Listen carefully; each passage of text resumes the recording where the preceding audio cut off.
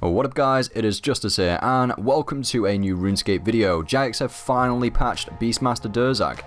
And I say finally because a lot of people weren't happy that you could easily solo tank Durzag just by walking it up and down in the southeastern area.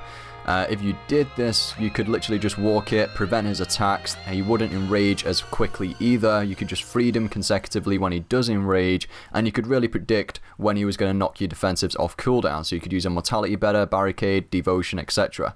And with Raid Gear, God, it made it even easier with those back-to-back Devos. But either way, they have now patched Beastmaster Durzag where he will trample you if you go underneath him. He will trample anyone who goes underneath him, and this, before the pets are killed, will hit you around 1800s consistently.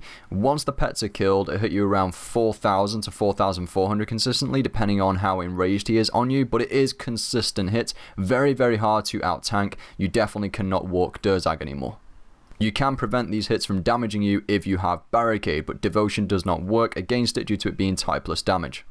You will see how brutal this is when me and my duo teammate both get completely wrecked here when Durzag tramples onto you. You really want to, if you are tanking Durzag, keep it away from the DPSs, otherwise they are going to get wrecked on your behalf, and it'll be your fault, so be careful with that. If you are thinking of solo tanking it, if you're a very good tank and you've got the raid gear, so your cooldowns are coming off reset, or your cooldowns are being reset on your defensive abilities, then just try and keep it in the corner. Obviously, when Durzag does maybe aggro into the DPSs, you want to be evoking it straight back. But yeah, this does change the dynamics of this boss fight now. It gives teams more of a reason to actually tank Durzag properly now with duo tanks, trio tanks, 4-man tanks, let's say. A good way is the method which I'm showing you right now on screen, having a duo tanking method where you will alternate your sunshines between you. You'll have one person standing near the gong there on the south side, the other person standing in the southeastern normal tanking position, and you evoke it between yourselves. But when Durzag does come towards you, just be careful that you don't get stuck underneath him, because like I said, he will hit you constant 4Ks.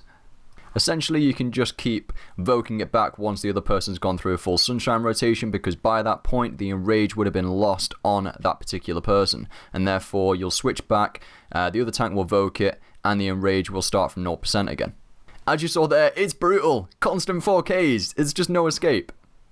Another method which I've saw teams using, you can have the main tank luring it round, a bit like hard mode God Wars Dungeon. If anyone's ever done that, like Bandos for example, if you're soloing it, you keep running around the edge of the map and let Bandos run after you. Well, it's the same with Durzag. You can use the same tactic. Have all the DPSs in the center of the map and the main tank running around the outside of the map, waiting for Durzag to catch up to him or her, and just keep dealing DPS. That way you can counteract it, and they could even dual wield. I haven't tried this though, and I'm not sure whether Durzag hits the tank with range hits, so you just have to be careful with that.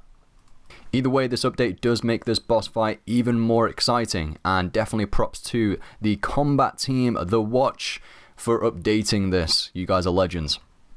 Make sure to thumbs up this video if you liked me covering these different patches once again, and I'll see you in the next one.